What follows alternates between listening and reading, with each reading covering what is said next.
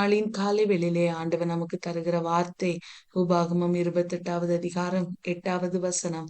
கர்த்தர் உன் களஞ்சியங்களிலும் நீ கையிடும் எல்லா வேலையிலும் உனக்கு ஆசீர்வாதம் கட்டளையிடுவா. தெய்வ பிள்ளைகளே, இந்த ஆசீர்வாதம் இந்த நாளிலே நமக்கு நாம் எல்லாரும் சொந்தரித்துக் கொள்ள வேண்டுமே. ஆனால் அதற்கு நாம் செய்ய வேண்டிய காரியம் ஒன்று உண்டு.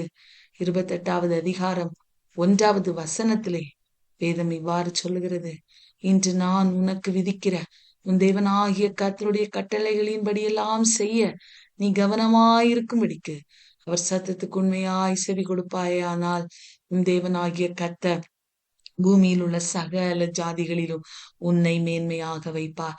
28வது அதிகாரம், உபாகமம் 28வது அதிகாரம் நம்ம எல்லாருக்கும் தெரிந்த ஒரு அதிகாரம். ஆசீர்வாதங்களும் வைக்கப்பட்டிருக்கிறது, ஆனா சாபமான காரியங்களும் வைக்கப்பட்டிருக்கிறது.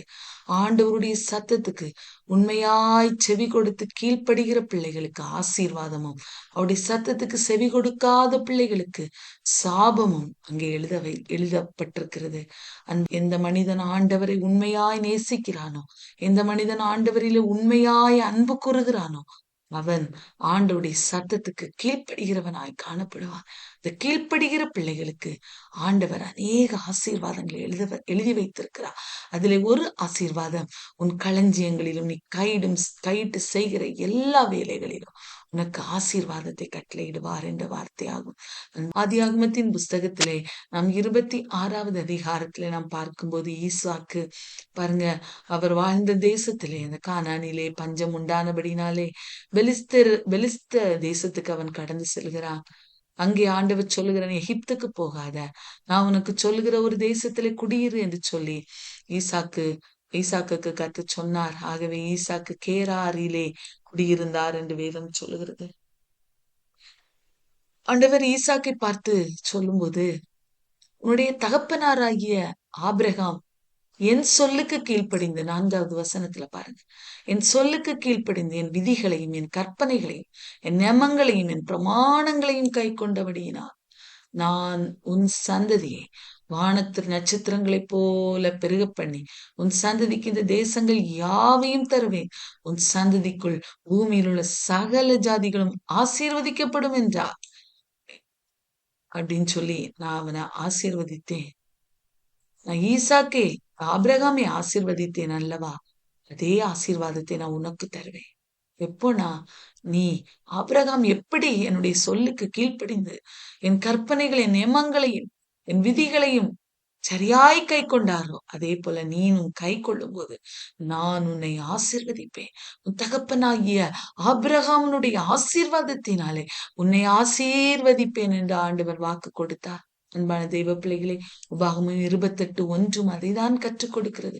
தேவனாகிய கர்த்தர் பூமியில் உள்ள சகல ஜாதிகளிலும் உன்னை மேன்மையாக வைக்க வேண்டுமே. ஆனால் அவருடைய சத்தத்துக்கு, அவருடைய கட்டளைகளுக்கு நீ கீழ்ப்படிய உன்னை நீ ஒப்பு கொடுக்க வேண்டும். உண்மையாய் நீ அவருடைய வார்த்தைகளுக்கு செவி கொடுக்க வேண்டும் என்று ஆண்டவர் சொல்லுகிறதை பார்க்கிறோம். அன்பான தெய்வ பிள்ளைகளே, ஈசாக்குக்கு இந்த வார்த்தை சொல்லப்பட்ட போது ஈசாக்கு பாருங்க, இந்த வார்த்தைகளை அப்படியே ஏற்றுக்கொள்கிறார். கேராரிலே அவர் குடியிருக்கிறார். அன்பான தெய்வ பிள்ளைகளே, கேராரிலே குடியிருக்கிறதான வேளையிலே அந்த தேசத்திலே அவர் விதை விதைத்தார். அந்த ஈசாக்கு அந்த தேசத்திலே விதை விதைத்தான். கர்த்தர் அவனை ஆசீர்வதித்ததினால் அந்த வருஷத்தில் 100 மடங்கு பலனடைந்தான் என்று வார்த்தை சொல்லுகிறது. அன்பான தெய்வ பிள்ளைகளே, ஆண்டவருடைய வார்த்தைகளுக்கு கீழ்ப்படுகிற பிள்ளைகளுடைய வாழ்விலே இப்படிப்பட்டதான ஆசீர்வாதத்தை ஆண்டவர் தருகிறார். உன் களஞ்சியங்களிலும் நீ கையிட்டு செய்கிற எல்லா வேலைகளிலும் உனக்கு அவர் ஆசீர்வாதத்தை கட்டளையிடுவார். வார்த்தைகளுக்கு கீழ்ப்படியணும். பிரியமானவர்களே, ஒருவேளை அவருடைய வார்த்தைகளுக்கு நான் ஏன் கீழ்ப்படிய வேண்டும்? உலகத்துல எல்லாரும் கீழ்ப்படுகிறார்களா? அப்படிலாம் பல கேள்விகள் நம்மிலே வரலாம். அவருடைய வார்த்தைக்கு நான் கீழ்ப்படுகிறதுனால என் வாழ்வில அநேக பிரச்சனைகள், போராட்டங்கள், சோதனைகள் வருகிறதே என்று பல கேள்வியான சூழ்நிலைமைகள் வரலாம். ஆனா அன்பான தெய்வ பிள்ளைகளே, அந்த கேள்விக்குள்ளாய் மூழ்கி போயிடக்கூடாது. நம்முடைய வாழ்வை பலப்படுத்தி ஆண்டவர் செய்கிற காரியம் சகலமும் நன்மைக்கு. யோபு சொன்னது போல கர்த்தர் எல்லாவற்றையும் நன்மையாய் செய்து முடிப்பார். தேவரே சகலத்தையும் செய்ய வல்லவர். என்று 42:2 யோபு 42:2 சொல்லுகிறார். அன்பான தெய்வ பிள்ளைகளை, அதே போல ஆண்டவர் நம்முடைய வாழ்விலே அனுமதிப்பதெல்லாம் நன்மைக்கே என்று ஏற்றுக்கொண்டு அவருடைய வார்த்தைகளுக்கு நாம் கீழ்ப்படிய நம்ம இந்த காலவெளியில ஒப்பு கொடுக்கணும். நம்மிலே ஏதாயிலும் அசுசிகள், ஆண்டவருக்கு பிரியமில்லாத காரியங்கள் ஒட்டி இருக்குமே ஆனால் கழுவி சுத்திகரிக்கும்படியாய் ஆண்டவரிடத்துல நம்ம சரண்டர் பண்ணணும். சரண்டர் பண்ணும்போது நம்மை அவர் ஆசீர்வதிப்பார். நம் கையிடுகிற எல்லா வேலைகளிலும் நமக்கு ஆண்டவர் ஆசீர்வாதத்தை கட்டளையிடுவா. ஈசாக்குக்கு செய்தார் அல்லவா? பாருங்க, ஈசாக்கு ஏதோ ஒரு தேசத்துல போய் குடியிருக்கிறார். தெரியாத தேசம். இந்த தேசத்துல அவங்க அவரு நல்ல ஒரு உழைப்பாளியாக இருந்தாலும், இந்த தேசம் எப்படிப்பட்டது, அங்க இருக்கிற கிளைமேட் எப்படிப்பட்டது, சூழ்நிலைமைகள் நமக்கு நமக்கு சாதகமா இருக்குமா, இதெல்லாம் அவருக்கு தெரியாது. ஆனா ஆண்டவரை மாத்திரம் பிடித்து கொண்டார்.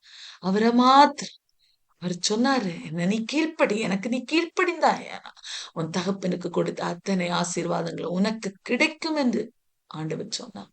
ஆகவே என்ன பண்றார் பாருங்க, ஆண்டவரை முன்வைத்து அந்த தேசத்திலே விதை விதைத்தான். கர்த்தர் அவனை ஆசீர்வதித்ததினால் அந்த வருஷத்தில் 100 மடங்கு பலன், 100 மடங்கு பலன். 1 மடங்கு அவன் விதை விதைத்தான். 2 மடங்கு அல்ல, 3 மடங்கு அல்ல, 4 மடங்கு அல்ல, 100 மடங்கு அவனை ஆசீர்வாதம் உள்ளவனாய் கர்த்தர் மாற்றினார். அடுத்த வசனம் பாருங்க, ஐஸ்வர்யவன் ஆகி வர வர விருத்தி அடைந்து மகா பெரியவனானான். எவ்வளவு பெரிய வார்த்தை பாருங்க. ஐஸ்வர்யவன் ஆகி வர வர விருத்தி அடைந்து மகா பெரியவனானான். எப்படி ஆனான்? சும்மா ஆகலங்க. ஆண்டவரை நம்பினான், கீழ்ப்படிந்தான், கட்டளைகளுக்கு செவி கொடுக்க தன்னை ஒப்பு கொடுத்தான், ஆசீர்வாதத்தை பெற்றுக்கொண்டான். அன்பானவர்களே, பாருங்க, மற்றவங்க பொறாமப்படுகிற அளவுக்கு ஆசீர்வாதம். எப்படி ஐயா இவனுக்கு ஆசீர்வாதம்? வேற எங்கேயோ இருந்து வந்தாரு, பரதேசிய போல வந்தார். எப்படி ஆசீர்வாதம்? பார்க்கிறாங்க மற்றவங்க.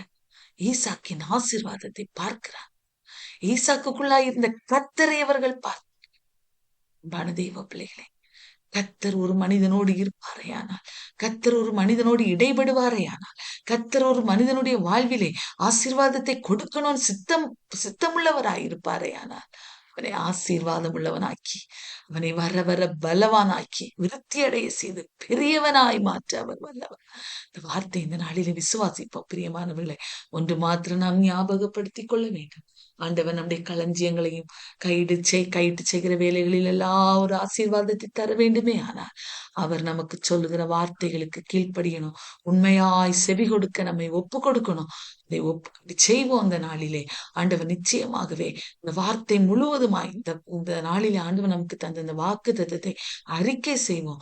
ஆண்டவருக்கு பிரியமில்லாத காரியங்கள் இருக்குமே, ஆனால் அதை சரி பண்ணும்படியாய் ஆண்டவரிடத்துல கேட்போம். ஆண்டவர் நிச்சயமாய் பெரிய காரியங்களை நம்முடைய வாழ்விலே செய்வா. நாம் எல்லாரும் கண்களை